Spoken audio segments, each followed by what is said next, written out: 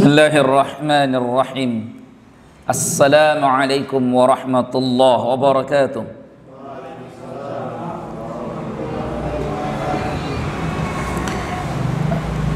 Innal hamdalillah nahmaduhu wa nasta'inuhu wa nastaghfiruh wa na'udzu billahi min shururi anfusina wa sayyiati a'malina. Man yahdihillahu fala mudilla lahu wa man yudlilhu fala hadiya lahu. Nashhadu an la ilaha illallah wahdahu la syarika lahu wa nashhadu anna Muhammadan abduhu wa rasuluh la nabiyya wa la rasula ba'dah. Yaqulullahu tabaraka wa ta'ala fi tanzil: Ya ayyuhalladzina amanu taqullaha haqqa tuqatih wa la tamutunna illa wa antum muslimun. Allahumma salli wa sallim ala nabiyyina Muhammadin wa ala alihi wa ashabihi wa man tabi'ahum bi ihsanin ila yaumiddin. Bismillahilladzi la yadhurru ma'a ismihi syai'un fil ardi wa la fis sama' wa huwas sami'ul alim. Ikhwani fiddin, a'azakumullah wa iyaya, alhamdulillahi rabbil alamin. Segala puji dan syukur hanyalah milik Allah subhanahu wa ta'ala. Alhamdulillah atas nikmat Allah kembali kita dipertemukan di majelis ini. 1 bulan sudah ya, ini cepat sekali 1 bulan hari ini ya. Kayaknya baru 1 bulan yang lalu kita di sini, sekarang kok bulan kemudian kita datang lagi ke sini ya. Kan enggak salah saya ngomong ya gitu. Kayaknya baru 1 bulan yang lalu kita ada di sini, kok sekarang sudah balik lagi di sini. Dan bersyukur alhamdulillah Allah masih izinkan kita untuk merasakan majelis ilmu satu ke majelis ilmu yang lain. Ini nikmat luar biasa. Salawat beriring salam kita curah limpahkan pada Rasulullah sallallahu alaihi wa ala alihi wasallam. Kita langsung lanjutkan kajian kitab kita. Ya, ini kalau kajian kitab begini. Ya, antum bawa buku untuk catat, saya baca kitab untuk saya bacakan. Ya, pada pertemuan yang lalu kita telah membahas sedikit dari kitab Minhajul Muslim yang ditulis oleh Syekh Abu Bakar Jabir Al-Jazairi. Ya. Pada pertemuan yang lalu kita membahas tentang at-taharah, muqaddimah pembukaan tentang taharah, di mana beliau menasehati kita bahwa sebelum kita membersihkan badan, jasad, jasmani kita, seorang thalibul ilmi hendaknya sebelum menuntut ilmu tentang ibadah atau fiqih ibadah, terlebih dahulu dirinya harus membersihkan hatinya dari radzailil akhlaq, dari akhlak-akhlak tercela. Ya, nah itu kita sudah bahas pada pertemuan yang lalu. Karena kita kaji kitab, ya maka saya akan mengkaji sesuai dengan yang ada di kitab. Ya, artinya urutan-urutannya ya sesuai dengan yang ada di kitab. Seselesainya. Maka ngaji kitab itu memang per paragraf, per fasal, per tema, per bab. Jadi dia runut. Salah satu kelebihannya, ilmu yang kita dapatkan lebih kompleks. Salah satu kekurangannya kadang membosankan karena butuh waktu yang lama. Kok nggak selesai-selesai, kapan rampungnya gitu? Nanti rampungnya itu nanti. Lah antum bisa bayangkan, kitab ini dikaji di pondok pesantren, pertemuan seminggu sekali itu 4 tahun. Seminggu sekali kajiannya. Ya, seminggu sekali ustadznya datang, pelajarannya 1,5 jam, itu dikaji sampai 4 tahun. Lah antum sebulan sekali, kok mau setahun selesai? Ya, cuma innalillahi wa inna ilaihi raji'un. Ya, bagaimana ceritanya? Yang seminggu sekali di pondok pesantren 4 tahun pun nggak selesai. Ya, makanya nggak usah mutung dulu. Wis pokoknya yang penting antum datang harapkan keberkahan dalam majelis ilmunya itu sendiri. Baik, kita masuk ke bab al-fasal, bukan bab ya, fasal. Jadi ada bab ibadah, yaitu fasal taharah. Di fasal taharah itu ada sub-subnya lagi, yaitu al-faslu tsani, fasal kedua, fi adabi qada'il hajat. Ya, jadi saya hanya membahas sesuai dengan urutan yang ada di kitab, ya. Biarpun sebenarnya ya kurang pas. Karena harusnya ketika kita berbicara tentang taharah, itu ya kita langsung membahas tentang wudu, tayammum, al-ghuslu, mandi junub dan lain sebagainya. Tapi karena di kitab ini dijelaskan terlebih dahulu tentang adab qada'il hajat, adab ketika menunaikan hajat. Kenapa nggak disebut akhlak? Ya, kenapa disebut adab? Jadi ada beda antara adab dan akhlak. Ya, adab dan akhlak. Biasanya adab itu dalam urusan apa? Contoh, antum menemukan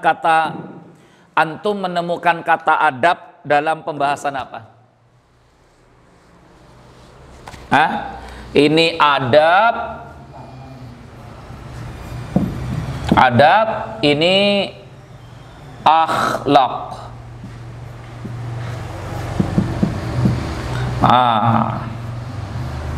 Contoh contoh akhlak. Coba, biasanya adab itu antum gunakan untuk kata apa? Adab apa? Adab bertamu. Ya, adab bertamu. Adab bertamu atau akhlak bertamu? Ya, Pak. Menurut antum yang benar adab bertamu atau akhlak bertamu? Adab, yang betul. Antum boleh nyalahkan yang lebih mudah. Adab bertamu atau akhlak bertamu?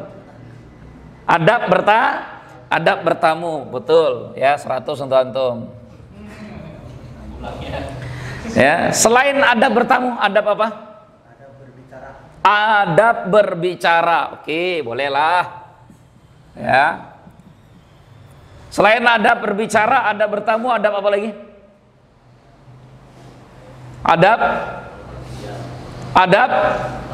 Adab bepergian, adab safar.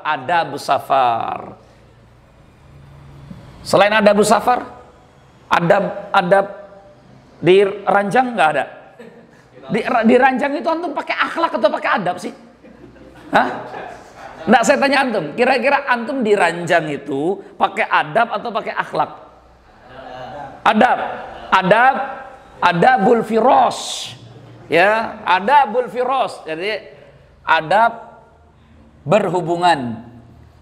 Wah, nggak pakai akhlak dia. Nggak pakai akhlak gitu. Kalau pakai akhlak pakai innalhamdalillah dulu ini makanya. Ya, sebelum berhubungan. Baik, ketika berbicara akhlak, contoh akhlak, kan agak pusingan kita kan? Akhlak apa? Akhlak apa? Akhlak kepada orang tua. Ya terserah antum, makanya tak tulis dulu. Antum adab kepada orang tua atau akhlak kepada orang tua? Adab atau akhlak? Baik. Ada masuk adab di dalamnya, ada masuk akhlak di dalamnya. Nanti kita jelaskan. Baik. Apalagi akhlak kepada adab atau ada akhlak itu? Ya, boleh ke guru. Akhlak kepada Rasul. Akhlak kepada Allah. Woi, apalah bedanya ini kan? Kita agak rinci sedikit. Ma huwal adab wa ma huwal akhlaq atau wa ma hiyal akhlaq. Apa perbedaannya? Kalau bahasa praktisnya supaya antum lebih memahami, mudah memahami. Adab itu diperoleh dengan cara banyak membaca, banyak bergaul. ya, banyak menelaah, banyak membaca, banyak bergaul, banyak menelaah, maka akan muncul pribadi-pribadi yang beradab. Makanya ukuran adab itu bisa berbeda-beda, standar adab itu bisa berbeda-beda. Orang Hindu punya adab Hindunya, orang Kristen punya adab Kristennya, orang Islam punya adab keislamannya, gitu ya. Maka adab itu bisa direncanakan, adab itu bisa dipelajari. Itu kenapa disebutlah adab bertamu, adab berkunjung, adab menjamu tamu, adab menghidangkan makanan. Jadi dia bisa disekenariokan. Paham maksud saya? Bisa dia apa? Nah, nanti antum kalau ada tamu jangan lupa adabnya itu begini. Tanyakan dulu ke tamunya. Mohon maaf Pak, ya ada perlu dengan siapa bisa saya bantu? Itu adab atau akhlak? Adab. Kalau akhlak, nah akhlak itu sifat muncul dari seorang karena pemahamannya terhadap agama dan ibadahnya kepada Allah Subhanahu wa ta'ala. Maka semakin dangkal pemahaman agamanya, akhlaknya semakin tercelah. Semakin jauh dirinya dengan Allah, akhlaknya semakin rusak. Karena tidak serta-merta orang yang dikatakan cerdas, pandai, banyak membaca, kemudian dirinya berakhlak. Ukurannya jelas akhlak itu. Dia sikap spontanitas. Akhlak itu sikap spontanitas. Karena muncul dari pemahamannya terhadap agama dan kemudian mengenal Sang Pencipta Allah Subhanahu wa taala. Jadi dia tidak bisa diskenariokan. Di akhlak itu tidak bisa diskenariokan. Maka kalau antum ingin tahu apakah orang itu bersabar atau tidak, kan lihat akhlaknya, kan diantaranya sabar. Akhlak itu diantaranya sabar. Lihat orang itu bersabar atau tidak. Kata Nabi, innamas sabru inda sadmatil ula. Sabar itu betul-betul orang faham dengan agama itu ketika musibah pertama kali. Itu lihat antum akhlaknya. Antum kalau ingin lihat orang ini kira-kira akhlaknya seperti apa, coba lihat ekspresinya ketika pertama kali dia mendapat musibah. Antum lihat tuh ikhwan antum, kawan antum. Apa yang dia katakan ketika pertama kali dia dapat musibah? Pak, apa motor antum hilang? Astagfirullah, inna lillahi wa inna ilaihi rajiun. Itulah akhlak. Pak, bisnis kita kemarin bangkrut. Wah, kampret. Itulah akhlak. Antum sering dengar orang ngomong gitu? Itulah akhlak. Kalau adab itu bisa kita skenariokan. Antum sudah bisa memahami nggak nih penjelasan saya? Sudah ya, alhamdulillah ya. Pakai bahasa praktis gitu aja lah. Kalau pakai definisinya Imam Al-Ghazali muter-muter nanti bingung gitu ya. Tapi intinya akhlak itu memang muncul dari ibadahnya kepada Allah, gitu ya. Maka akhlak itu keikhlasan, kesabaran, keyakinan itu bagian dari akhlak itu. Gitu ya. Bagian dari akhlak. Jadi orang yang hubungannya dengan Allah kuat, dekat, baik, ibadahnya kepada Allah bagus, itu nanti akan melahirkan pribadi-pribadi yang berakhlak. Kalau ukurannya adab macam-macam bisa berbeda-beda. Adab menurut orang Jawa itu berbeda dengan adab menurut orang Melayu, beda, ikhwan. Bahkan adab menurut orang Melayu dengan adab menurut Islam kadang agak beda. Antum tahu cara makan menurut adab dalam Islam gimana cara makan? Duduk ketika makan menurut adab dalam Islam. Adab duduk ketika makan gimana? Duduknya gimana? Nah, itu beradab tidak? Beradab tidak?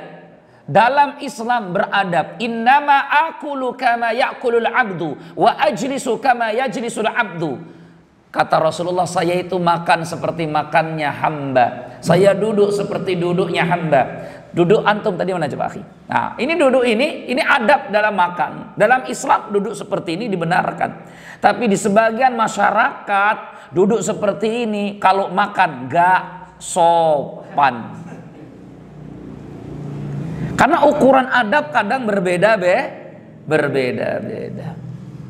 Baik. Wallahu ta'ala a'lam bishawab. Maka ketika kita berbicara adab ketika membuang hajat, gitu ya, itu berarti adab ini bisa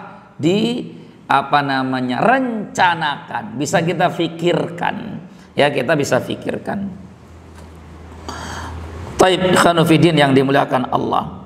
Fima yanbaghi qabla takhalli. Apa sih yang harus dilakukan orang sebelum membuang hajat? Ya, karena ini kitabnya mulai dari buang hajat, ya kita bahas buang hajat. Mungkin antum berpikir, lah buang hajat kok dibahas, ya apa maksudnya kan gitu ya. Ya. Loh, jangan salah, Abu Ayyub Al-Ansari radhiyallahu an bangga di hadapan pasukan Romawi dalam hadis Al-Bukhari dan Muslim.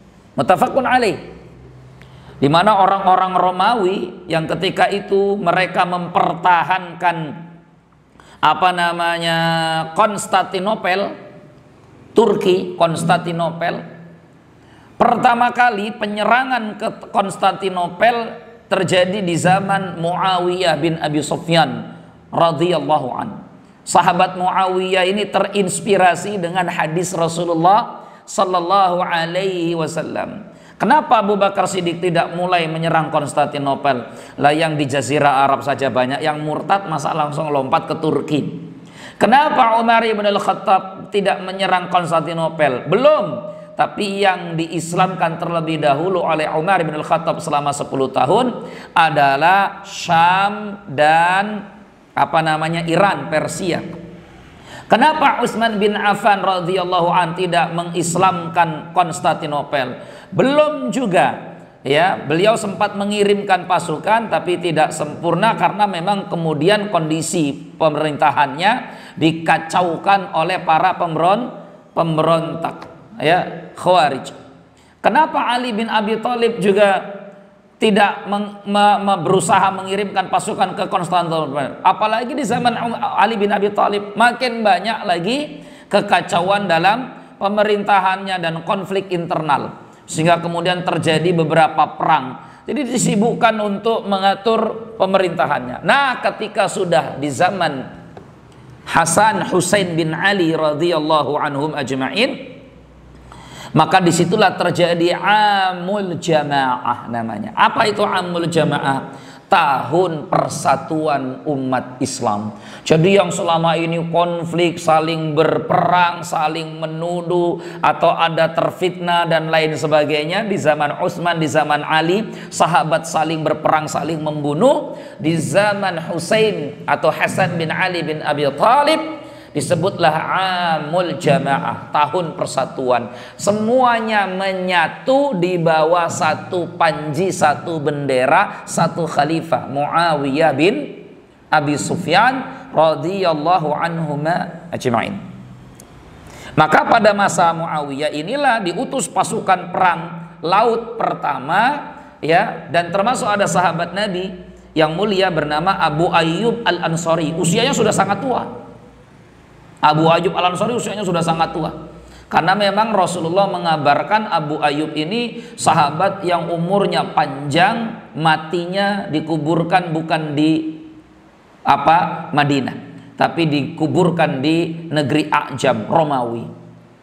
Jadi sampai di sana ditanya, "Madza 'allamakum nabiyukum?" Apa sih yang diajarkan oleh nabi kalian? Kok kalian bangsa yang tadinya terbelakang, jahiliyah, tidak tahu apa-apa, tiba-tiba beberapa tahun saja itu langsung menguasai dunia, bahkan berani menantang imperium kerajaan terbesar waktu itu, Romawi. Apa sih ilmu yang kalian bawa? Luar biasa banget. Pasti ada resep ada formulanya.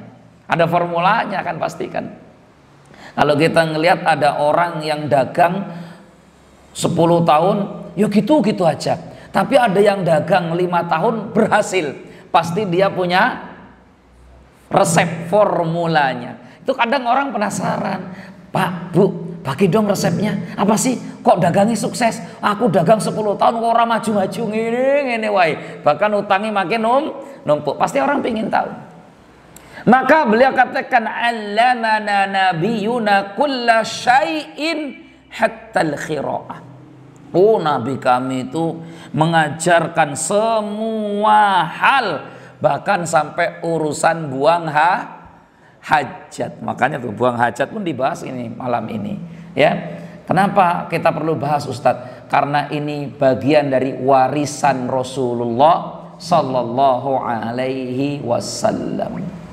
Tidak ada burung yang terbang mengepakkan sayapnya, kata Abu Dzar Al-Ghifari, illa qad bayyana lahu ilmah, kecuali Nabi telah ajarkan kepada kami dan jelaskan ilmu tentang burung yang terbang mengepakkan sayapnya di angkasa.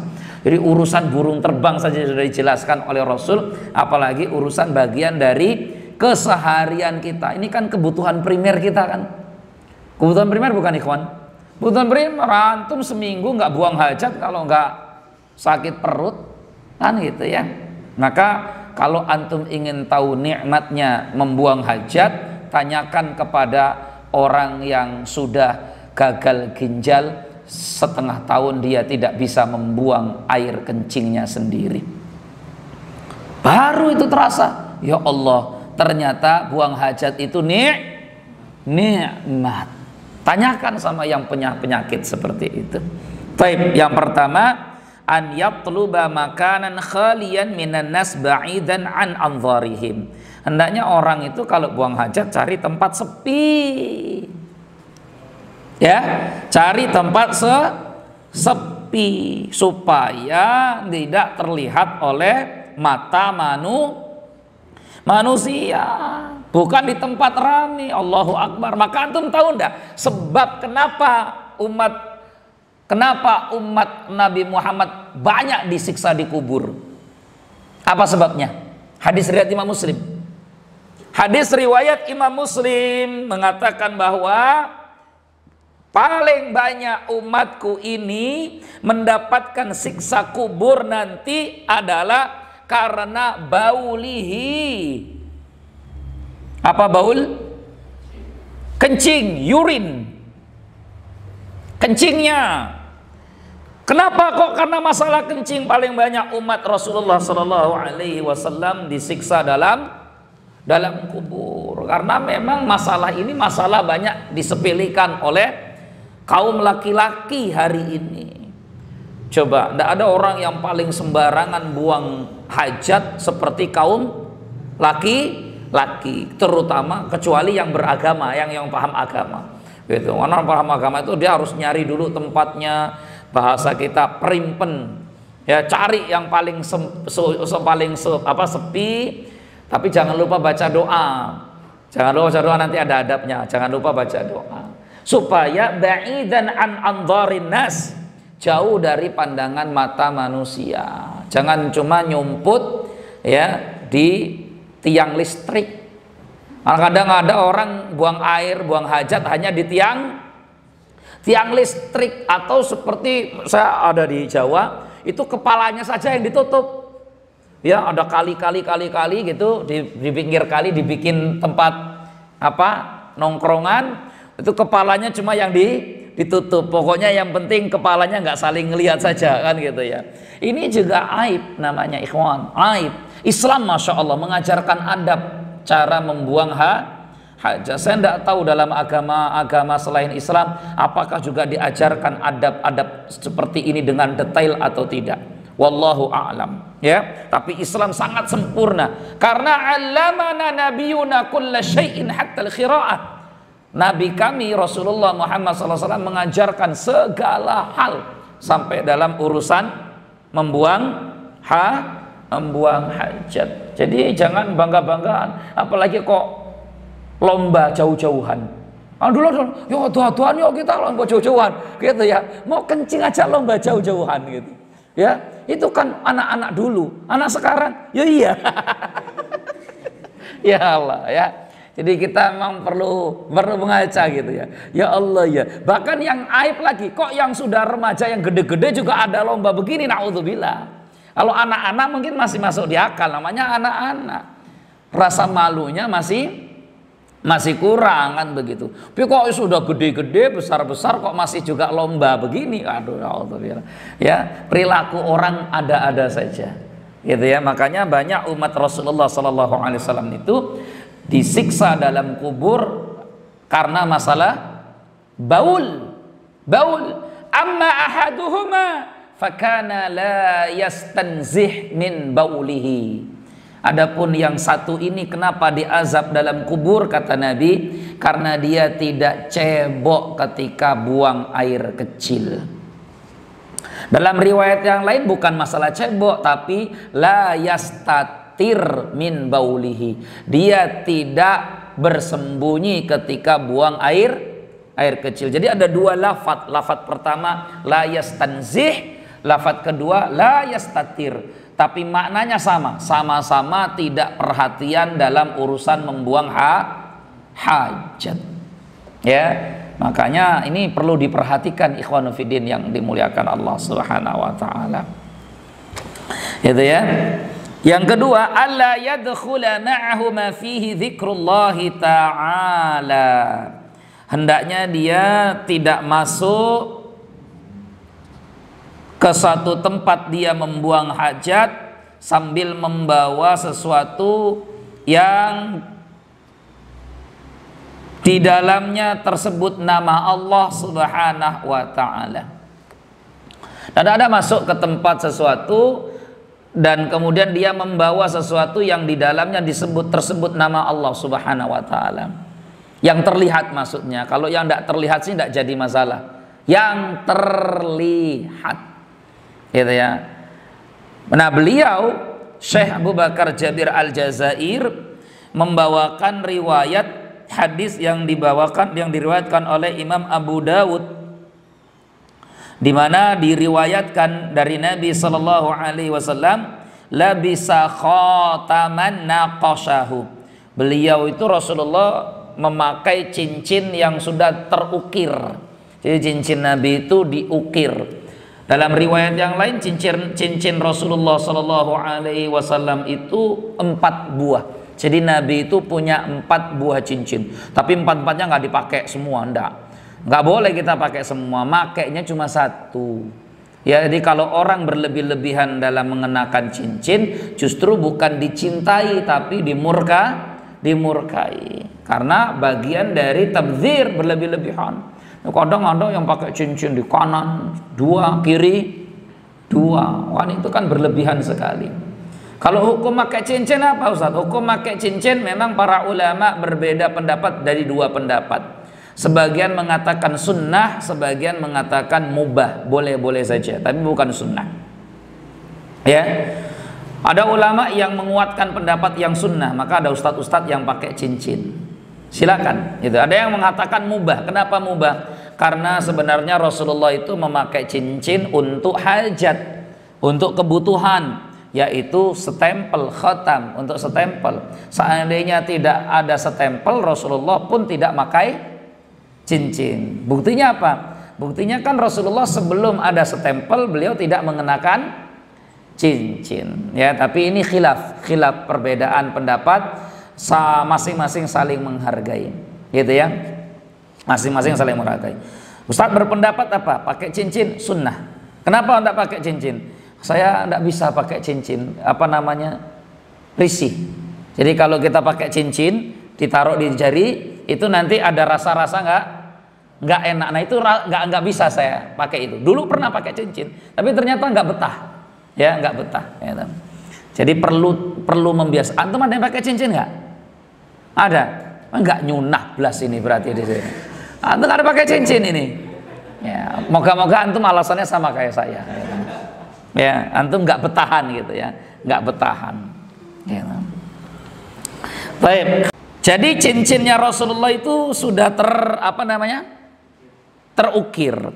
Muhammadun Rasulullah. Ukirannya begitu. Muhammad Rasulullah. Wa kana idza dakhalal khala'a, Nabi itu kalau masuk ke kamar kecil, wada'ahu, Nabi kemudian melepaskan cincinnya.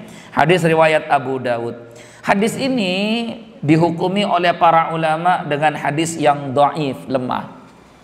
Sehingga ada yang mengamalkan hadis ini, ada juga yang tidak mengamalkan hadis ini. Itu ya. Jadi ada yang mengamalkan hadis ini, ada yang tidak mengamalkan hadis ini. Tapi saran saya lil ihtiyat, untuk kehati-hatian lebih baik kita mengamalkan hadis ini. Satu, karena menghormati dan mengagungkan nama Allah Subhanahu wa ta'ala. Al-ihtiyat, Allah itu maha suci, maka jangan sampai ada nama Allah kok masuk ke tempat yang kotor. Maka antum silakan buat baju seragam, tapi jangan sertakan nama Allah di situ. Ya, jangan sertakan nama Allah di situ. Misalkan antum karena saking semangatnya buatlah seragam. Apa nama seragamnya? Jundullah. Wih, mantap betul. Nama seragamnya Jundullah. Tapi antum mohon maaf, jangan pakai baju itu sambil masuk WC. Masuk WC, buang hajat, ada Jundullah. Aduh ya Allah ya. Makanya hati-hati ketika kita membuat baju yang bertuliskan nama-nama Allah yang husna. Karena terbatas pemakaiannya, ikhwan. Terbatas. Tidak sembarangan kondisi dan tempat kita boleh pakai. Tapi kita harus di tempat-tempat terkhusus. Makanya inilah yang menjadi perbedaan pandangan antara mazhab Hanafi dengan mazhab Hambali. Ya, Ibnu Mas'ud dan Ummu Salamah radhiyallahu anhuma ajma'in. Ketika membahas masalah tentang boleh tidak kita memakai Al-Quran sebagai tamimah. Boleh tidak kita pakai ayat Al-Quran sebagai tamimah? Boleh enggak? Antum tahu tamimah enggak, akhi?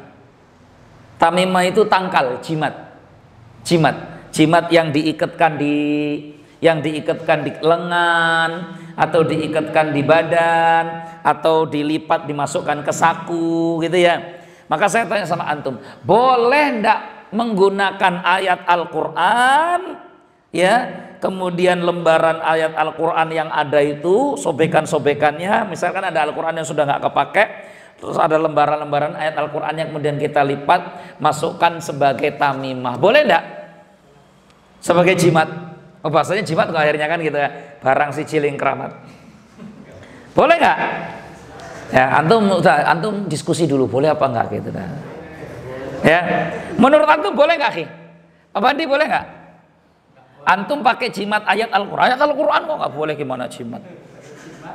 Ya, antum bawa simpen ayat Al-Quran itu. Ini ayat Al-Quran nih. Antum tulis nih, ini ayat Al-Quran. Misalkan ya, ayat Al-Quran bunyinya surat misalkan surat Inna a'tayna kal kautsar fasalli li rabbika wanhar inna syani'aka huwal abtar. Itu apa Pak Bandi?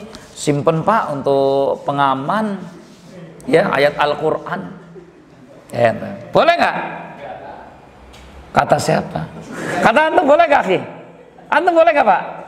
Antum nggak perlu, antum nggak usah terusik dengan pendapatnya Pak Bandi. Antum boleh apa nggak?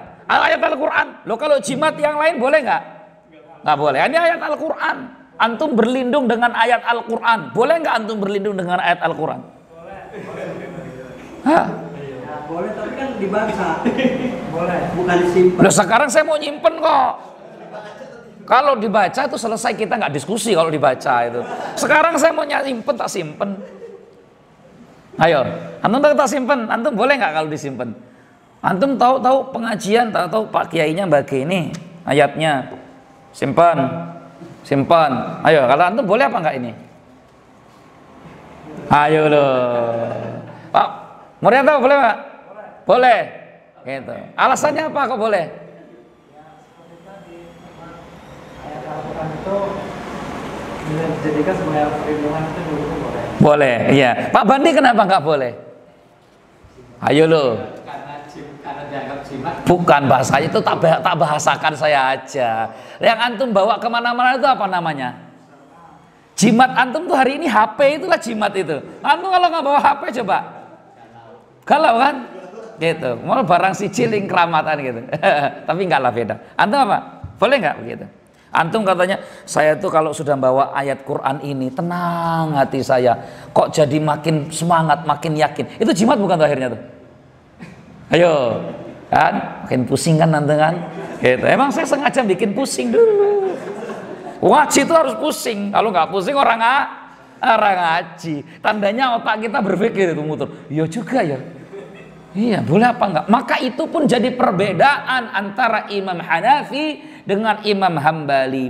Perbedaan antara Ibunda Asma dengan Ibnu Mas'ud radhiyallahu anhum. Jadi, menurut mazhab Hanafi boleh saja kau pakai ayat Al-Qur'an sebagai tamimah, apakah dimasukkan ke saku ataukah kemudian diikatkan, karena itu ayat Al-Quran, firman Allah, berbeda dengan benda-benda kesyirikan yang lain, berbeda dengan jimat-jimat yang lain. Apakah itu dulu kita dengarkan dulu. Ada diskusi antara mazhab Hanafi dan mazhab Hambali, atau perbedaan pandangan antara sahabat Abdullah bin Mas'ud dan Ummu Salamah, di mana Ummu Salamah berpendapat boleh-boleh saja menggunakan ayat Al-Quran sebagai tamimah. Tamimah adalah sesuatu yang digantungkan di tubuh kita, di badan kita, karena toh itu bagian dari perlindungan kepada ayat Allah, firman Allah. Makanya dalam banyak doa dikatakan a'udzu bikalimatillahi tammah. Maka di antara kalimat Allah yang sempurna adalah Al-Quran. Taib. Jadi itu boleh menurut mazhab Hanafi. Menurut mazhab Hambali juga sebenarnya boleh-boleh saja, tetapi mazhab Hambali lebih mengedepankan saddud dzari'ah. Nah, saddud dzari'ah itu penting dalam kajian akidah dan usul fikih. Namanya saddud dzari'ah. Saddud dzari'ah. Antum perlu kenal bahasa begini. Nanti antum sering menemukan kata saddud dzari'ah. Kalau antum baca buku terjemahan sering menemukan saddud dzari'ah, saddud dzari'ah. Nah, biar akrab ya. Ini salah satu enaknya ngaji kitab ini begini. Ngajinya sedikit gitu, tapi yo nggak banyak. Ya.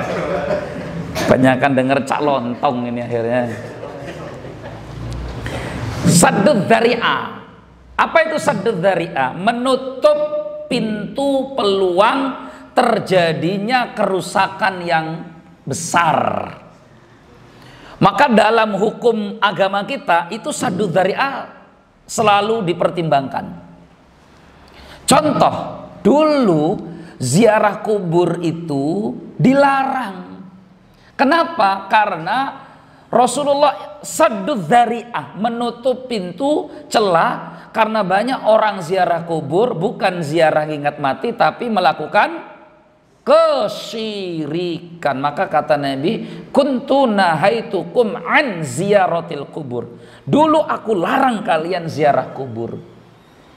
Saddud dzari'ah, takut terjadi kesyirikan. Nah, ketika iman sudah masuk, akidah sudah kuat, pemahaman agama sudah sempurna, para sahabat diperintahkan ziarah kubur enggak setelah itu? Diperintahkan, karena kekhawatiran Nabi hilang, sudah tidak ada lagi jatuh kesyirikannya. Umar bin Khattab juga menempuh jalan saddud dzari'ah. Apa itu? Sebenarnya sholat ba'da asar, sholat sunnah ba'da asar itu ada, dan Rasulullah tidak pernah meninggalkan sholat sunnah ba'da asar. Antum dengar hadisnya nggak itu? Hah? Sudah pernah baca hadisnya nggak? Atau baru dengar kali ini? Antum kaget dong. Wah, gitu kaget dong antum. Wah, Rasulullah itu tidak pernah meninggalkan 2 rakaat qabla subuh dan 2 rakaat ba'dal asar. Ayo coba, gimana cara memahaminya itu? Makanya dulu sampai di zaman Umar bin Khattab itu masih banyak beberapa sahabat yang sholat ba'da asar. Di mana kita bisa membaca penjelasan ini? Bisa kita baca di Fathul Bari, kita juga bisa baca dalam kitab Silsilah Ahadits As-Sahihah Syekh Albani rahimahullah, ya. Kita bisa temukan itu. Karena dulu kawan saya itu mengkaji hadis ini gitu, meneliti. Kenapa kok bisa begini? Kok akhirnya sekarang jadi apa? Boleh nggak sholat sunnah ba'da asar? Saya tanya sama antum, sekarang boleh nggak sholat sunnah ba'da asar? Nggak boleh. Kenapa jadi nggak boleh? Padahal ada keterangan hadis Rasulullah sholat sunnah ba'da asar. Ayo, apa jawabannya? Dari jawabannya nanti setelah kita sholat isya. Ini abis ini kita sholat isya. Assalamualaikum warahmatullahi wabarakatuh.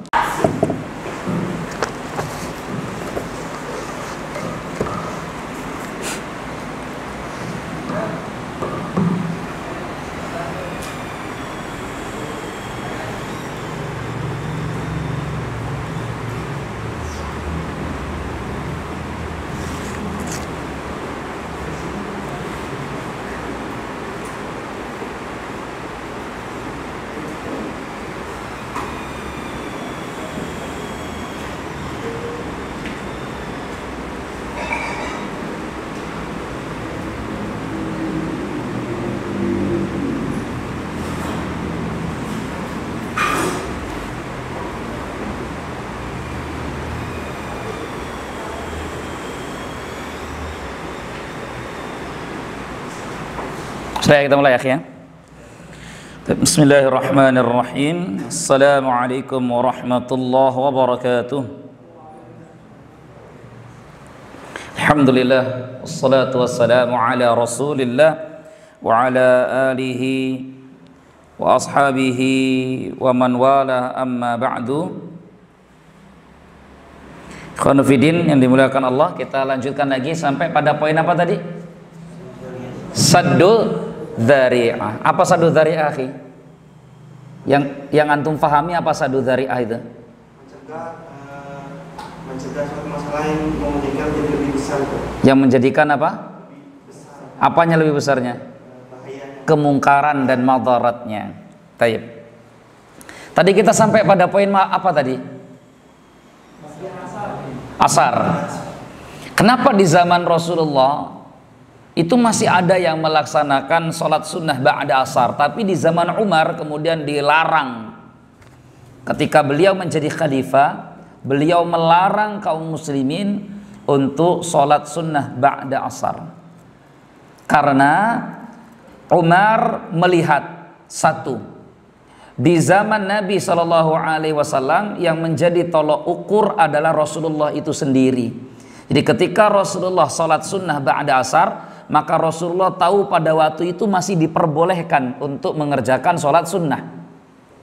Tapi setelah Nabi Muhammad meninggal, maka tidak ada yang tahu kapan waktu boleh sholat sunnah ba'da asar dan kapan waktu dilarangnya sholat sunnah ba'da asar.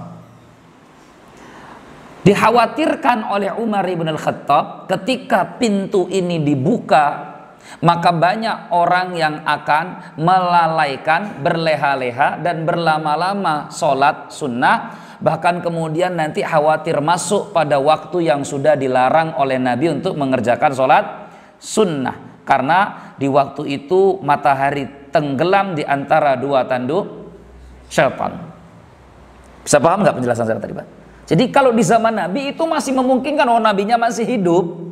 Tapi setelah Rasulullah meninggal, kita tidak tahu kapan waktu yang masih diperbolehkan dan kapan waktu yang sudah masuk pada yang dilarang. Maka Umar menutup pintu saddud dzari'ah, supaya kalau ini dilarang, kalau tidak dilarang, orang nanti akan suka berleha-leha, menunda-nunda. Akhirnya dia sholat sunnah pada waktu yang sudah dilarang. Itu poinnya. Apalagi kemudian sholat sunnah ba'da asar bukan termasuk sholat sunnah yang muakkadah. Jadi saddu dzari'ah. Umar bin Khattab juga pernah melakukan saddu dzari'ah. Ketika Umar bin Khattab menebang pohon bai'atur ridwan, pohon bai'ah. Karena orang-orang sudah mulai menganggap bahwa pohon bai'ah itu diyakini memiliki keramat-keramat tertentu. Jadi dulu kalau kita belajar tentang sirah nabawiyah, itu Rasulullah pernah membaiat para sahabat di bawah satu pohon. Ya, di bawah satu pohon. Maka disebut dengan pohon bai'atur ridwan, pohon bai'ah. Ya. Nah, pohon dibaiatnya banyak sahabat oleh Nabi Shallallahu Alaihi Wasallam ini diyakini bahwa ini pohon penuh keramat. Maka Umar bin Khattab melihat, wah ini tidak betul, ini tidak betul. Apa yang dilakukan oleh Umar sebagai khalifah ketika itu? Beliau mengambil tindakan cepat, saddud dzari'ah. Takut umat ini akidahnya tergelincir, jatuh pada kesyirikan, menganggap pohon baiat ini sebagai pohon keramat. Hari ini ada nggak orang yang percaya ada pohon-pohon tertentu datangkan keramat?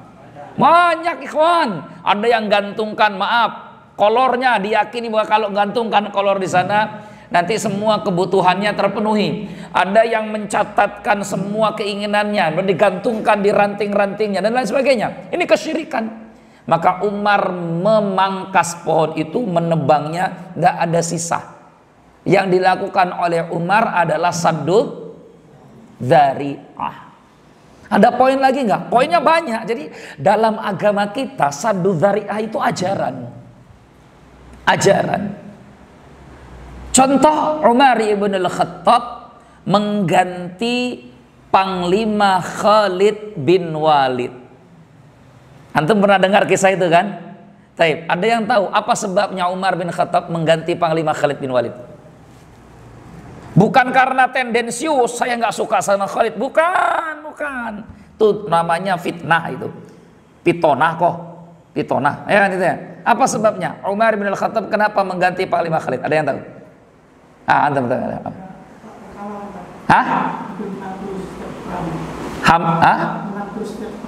Ada yang salah dengan menang terus setelah perang? Setiap perang menang terus ada yang salah? Enggak, terus salahnya di mana?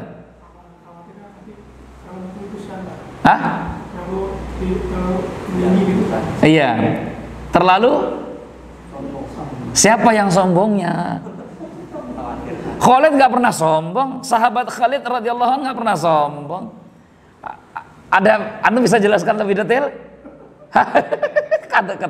Tawa antum jawaban, akhi. Ketawa antum jawaban ini, ya gitu. Ya, gitu. Apa Pak Mur? Karena Khalid bin Walid dalam pertempuran menjalani tidak pernah kalah terus muncul itu keputusan terhadap beliau. Nah, ini yang pas. Jadi antum tadi bukan Khalidnya, sahabat Khalid nggak pernah sombong. Tapi ada terdengar selentingan di telinga khalifah. Lan nughlab wa fina Khalid. Kita tuh nggak akan kalah kalau ada panglima. Tuh lihat, kata-kata ini bahaya nggak, akhi? Wah, kalau ada Khalid mah beres semuanya, kita menang ini. Bahaya nggak kalimat ini? Bahaya. Kenapa bahaya? Bisa terjadi apa? Pengkultusan. Pengkultusan itu bagian dari apa? Kesyirikan. Maka Umar ibn al-Khattab melakukan apa? Saddu dzari'ah. Apa yang dilakukan oleh Umar? Umar ibn al-Khattab langsung turunkan Khalid ibn al-Walid radhiyallahu an dari panglima menjadi pasukan biasa, tentara biasa, supaya Umar ibn al-Khattab hendak mengajarkan tauhid kepada umat, kepada rakyat, ajarkan akidah pada umat, pada rakyat, bahwa yang memenangkan kaum muslimin selama ini bukan Khalid tapi Allah. Itu loh.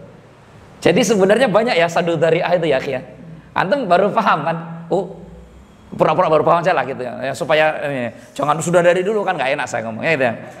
Oh, yaitu namanya saddu dzari'ah. Dalam antum membesarkan anak atau dalam keluarga, pernah nggak antum menempuh jalan dalam keluarga saddu dzari'ah ini? Pernah nggak? Ada nggak? Nggak usah urusan agama lah, urusan dunia lah misalkan, saddu dzari'ah dalam urusan keluarga, ada nggak contoh kasusnya? Pernah nggak? Apa banyaknya itu? Banyaknya susah tuh kalau nyebutkan banyak itu. Hah? Larangan apa? Megang HP. Kenapa antum nggak boleh kan? Nah, tuh lihat. Padahal boleh nggak kita punya HP? Boleh nggak anak-anak tuh punya HP? Bisa saja. Ada manfaatnya. Tapi kenapa antum larang anak? Saddu dzari'ah. Tapi ketika anak antum sudah punya ilmu, agamanya sudah terdidik, pemahamannya sudah bagus, ibadahnya makin baik, antum izinkan nggak HP itu? Izinkan. Maka saddu dzari'ah itu temporer sifatnya, akhi. Ya, tapi itu bagian dari agama kita. Sama kembali kepada poin tadi. Kenapa ada perdebatan, perbincangan antara boleh tidak memakai ayat Al-Quran sebagai balik lagi kita ya, supaya nyambung lagi kan gitu. Jadi malam ini kita cuma bahas saddu dzari'ah ini. Ya nggak apa-apa. Satu SKS. Supaya antum nanti kalau antum ditanya, "Wih, kemarin di markas dakwah belajar apa?" Antum nggak datang. Kita kaji tentang apa? Saddu dzari'ah. Apa ndak hebat antum itu? Oh, saddu dzari'ah itu apa? Tulah. Hanya ngaji. Nggak ngaji, nggak tahu saddu dzari'ah. Contoh kasusnya antum bisa sebutkan tadi banyak. Nah, sampai terus antum nantang kan. Coba menurut antum kalau pakai ayat Al-Qur'an disimpan bagi ini apa coba? Apa ndak makin hebat antum kan? Taib. Kan tadi ada yang mengatakan boleh kan? Mazhab Hanafi katakan apa? Boleh. Tapi mazhab Hambali, dan ini juga yang dipegang oleh Abdullah bin Mas'ud radhiyallahu an, beliau mengatakan lebih baik jangan. Kenapa lebih baik jangan? Antum punya alasan apa? Saddu dzari'ah. Oh, lagi-lagi saddu dzari'ah. Ada yang bisa kasih alasan kenapa kok mereka mengambil pendapat saddu dzari'ah tentang ayat Al-Quran yang dijadikan tamimah? Menurut yang sudah saya jelaskan tadi, antum bisa kasih penjelasan supaya kita, ini namanya kan kita interaktif ini. Ngaji itu ya begini, sama-sama apa? Sama-sama mikir kita. Sama-sama mikir ini. Wah, kan ngaji antum dengarkan aja gitu ya. Begini supaya nanti ilmunya ngembang. Ada yang bisa punya alasan? Antum apa alasan, Pak? Bisa nggak ngasih alasan? Kenapa kok ada saddu dzari'ah urusan Quran tadi? Ayo. Ada? Agar tidak menjadikan kayak syirik dengan apa? Jadi menjadi kekuatan lah. Enggak, jadi menurut antum kalau berlindung dengan ayat Quran itu syirik atau enggak? Antum masih berkutak-kutik pada syirik tadi ini masalahnya. Kalau pakai batu syirik nggak Pak Bandi? Syirik. Pakai batu syirik. Nah, sepakat ya. Pakai apa lagi ya? Pakai tulang syirik nggak? Syirik. Pakai apa lagi yang? Keris syirik kan? Syirik. Pakai ayat Al-Quran? Nah kan? Ayo, pakai ayat Al-Quran syirik nggak?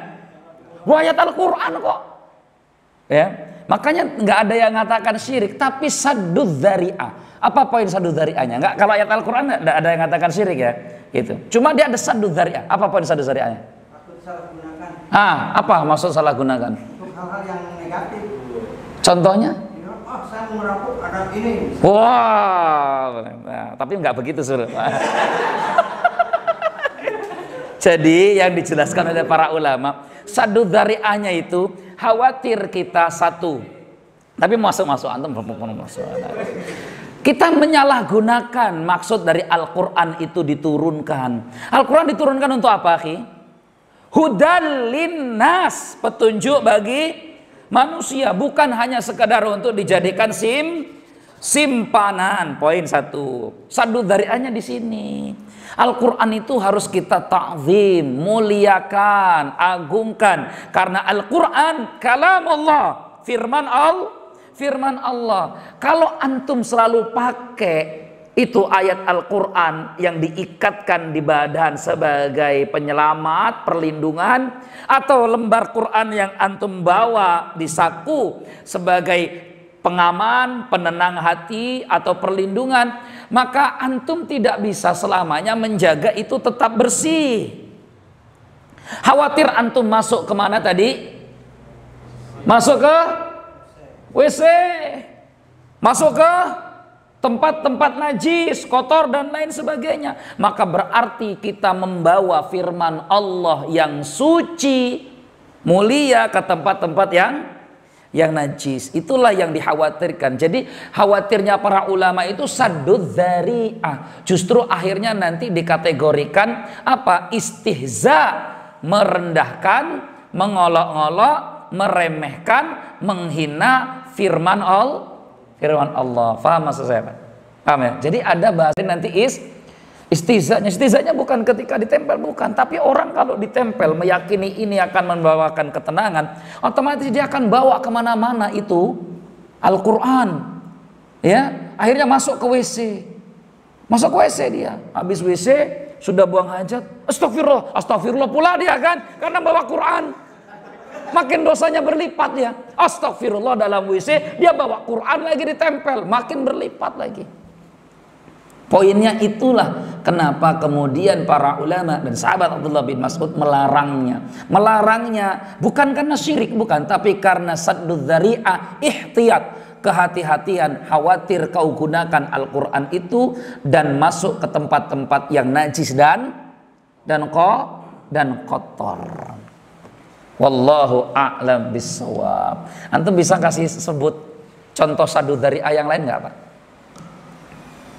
Dalam agama kita. Saddud dzari'ah. Ada. Rasulullah melarang para wanita ikut mengiringi jenazah ke kuburan. Haram atau enggak wanita ikut ke kuburan? Haram atau tidak? Enggak haram, tapi kenapa Nabi larang? Saddud dzari'ah, khawatir nanti para wanita banyak yang membuat kerusakan di kubur. Satu wanita datang ke kubur bukan lagi untuk takziah, bukan lagi untuk ziarah, tapi untuk cari pikatnya, pakai lipstik, pakai minyak wangi, berdandan dia cantik-cantik, macam-macam. Saddud dzari'ah. Makanya dilarang oleh Nabi, biarpun tidak maknanya haram, tapi maknanya makruh. Ya, nuhina anittiba'il janaiz. Kami dilarang oleh Nabi mengikuti jenazah. Walam yu'zam alaina. Tapi Nabi tidak mengharamkan secara mutlak, tapi menganjurkan lebih baik jangan. Perempuan ini lemah. Bisa jadi dia pingsan di tengah jalan karena shock. Ya, karena shock. Cobaannya berat. Lemah dia, pingsan. Kalau laki-laki pingsan nggak jadi masalah. Perempuan pingsan timbul banyak masalah. Itu masalahnya, Pak. Laki-laki pingsan, pingsan yo angkat kono. Itu pada wis kowe wae. Laki-laki, tapi perempuan pingsan, aku wae. Saddud dzari'ah. Jadi banyak yang begitu dalam agama kita. Ya, baik. Oh, jadi kita kemana-mana itu ngajinya malam ini. Ini kalau ngaji kita begini, memang muter-muter kemana-mana akhirnya. Tapi paling tidak antum tahu ya bahwa dalam agama kita itu ada cara beragama dalam ayat Al-Quran dan hadis-hadis Nabi, bahwa mereka ini menempuh satu jalan metode untuk memperbaiki akidah dan menjaga agama ini agar tetap utuh dengan cara apa? Saddud dzari'ah. Ya, saddud dzari'ah. Udah sampai situ saja Pak, akhirnya nih kita bahas masalah qada'ul hajat, tentang saddud dzari'ah. Setelah itu ya antum baca doa, selesailah baca doa ya. Bismillah, Allahumma inni a'udzubika minal khubusi wal khaba'is. Keluar dari WC baca ghufranaka, itu selesailah ya. Ada pertanyaan nggak? Ada nggak diskusi kita malam ini? Ya, jadi kita ya kalau qadhaul hajat tuh nggak perlu rinci-rinci loh, antum sudah paham sendiri qadhaul hajat itu. Yang jelas antum buang hajat itu di tempatnya, jangan tidak di tempatnya. Gitu. Poin ada diskusi kita? Kalau subhat sama ini bedanya apa? Subhat? Baik. Subhat itu dalam hal makanan. Ya, atau dalam hal yang makruh. Hukum. Saddud dzari'ah itu biasanya lebih pada ke akidah dan lebih pada kepada agama. Maka contoh-contoh yang tadi kasus-kasus semuanya itu kan pada permasalahan apa? Akidah dan menjaga agama tetap utuh. Kalau syubhat itu biasanya pada poin-poin hukum, ya, pada poin-poin hukum antara halal dengan haram, ya, antara halal dengan haram. Itu masuklah nanti poin syubhat. Pada masalah makanan biasanya paling banyak, ya, makanya setiap yang makruh pasti syubhat, Pak. Itu hukum itu. Kullu makruhin syubhat. Setiap yang makruh pasti syubhat. Ini disebutkan oleh Imam Ibnu Rajab dalam Jami'ul Ulum wal Hikam. Nah, ketika kita ini makruh, pasti yang makruh itu syubhat. Kalau antum bisa menghindari yang makruh, itu berarti antum menghindari yang syubhat. Orang kalau sudah bisa menahan diri dari yang makruh, insya Allah dia jauh dari yang haram. Tapi kalau antum berdekatan terus dengan yang makruh, maka yang makruh syubhat itu akan mengantarkan kita, giring kita jatuh pada yang haram. Contoh, perokok. Rokok itu hukumnya apa? Ya antara makruh sama haram. Dah kita seolah-olah sepakat makruh sajalah. Sepakat kita ya, muttafaqun alaih. Pokoknya sepakat itu. Kita makruh pokoknya. Maka orang yang merokok itu bisa cenderung terbawa pada kecanduan dengan yang lain, ganja, nyimeng atau macam-macam. Tapi orang yang nggak pernah rokok, nggak suka merokok, ya nggak akan mungkin dia ngelirik ganja. Mau nggak suka rokok, mau ngapain lagi? Makanya semua yang makruh itu bisa punya potensi menggiring kita jatuh pada yang haram. Faman waqa'a fi syubhati waqa'a fil haram, kata Nabi. Orang kalau sudah kebiasaan cenderung jatuh pada subhat, maka dia akan terbawa jatuh pada yang haram. Gitu ya Pak ya? Gitu. Tapi kadang bisa juga subhat masuk pada saddud dzari'ah. Betul juga antum ya. Kenapa saddud dzari'ah, akhi? Antum kalau kebiasaan ngerokok, nanti khawatir antum pingin cita rasa yang lain. Gelek kayak apa gelek ya kan gitu ya. Makanya lebih baik tidak ngerokok. Saddud dzari'ah. Wah, antum luar biasa, ilmu antum sudah dalam ya Pak ya. Saddud dzari'ah. Sekarang belajar malam ini. Saddud dzari'ah. Sip. Berarti antum memahami materi malam hari ini. Gitu ya, gitu. Dalam urusan nikah ada nggak saddud dzari'ah, Pak? Nggak ada ya? Ada. Kenapa? Ngelamar dulu. Jadi nggak langsung nikah. Jadi tunangan dulu. Tunangan dulu terus? Setahun lama nggak langsung nikah. Nggak boleh kita lama-lama kan? Kenapa nggak boleh lama-lama? Diwajibkan belum waktunya udah. Masya Allah, beliau ini. Nggak. Beliau ini memahami betul materi majian malam ini. Allahu Akbar. Betul. Kenapa orang kalau sudah lamaran nggak boleh lama-lama? Bukan masalah haram, enggak, tapi saddud dzari'ah. Takutnya iman kita lemah, jatuh pada hal yang haram. Maka kalau sudah lamaran lebih baik langsung nikah supaya enggak jatuh pada yang ini. Alhamdulillah, saya senang, berarti paham betul antum materi kajian malam ini. Masya Allah, saddud dzari'ah. Jadi dalam agama kita banyak nggak saddud dzari'ah? Banyak sekali. Dalam agama kita ini banyak sekali saddud dzari'ah. Gitu ya. Wallahu taala a'lam bishawab. Jadi kita kajiannya malam ini luar biasa ini. Cukup ya? Ada lagi nggak? Nggak ada. Selesai lah ya. Selesai. Penting antum membawa ilmu satu saddud dzari'ah, Tapi betul-betul antum memahami, ya, betul-betul yang antum memahami. Jadi betul-betul ada kekhawatiran besar di sana. Ya, makanya untuk zina itu ada zina, ayat Al-Qur'annya bukan jangan kau zina, tapi wala taqrabu zina. Kenapa? Karena saddud dzari'ah. Jangan kau dekati zinanya. Jadi semua hal-hal yang mendekati perbuatan zina dilarang. Kenapa kok harus dilarang? Saddud dzari'ah. Karena khawatir timbul kerusakan yang lebih besar, yaitu perzinahan. Alhamdulillah, ya. Baik, masya Allah ikhwan, saya senang ini ya, kita ngaji malam hari ini poinnya sudah antum dapatkan, dan itu ilmu mahal harganya ini ya. Jadi dalam praktek kita dalam seharian seorang muslim, saddud dzari'ah itu kerap kali kita pakai, kerap sekali kita pakai, gitu ya.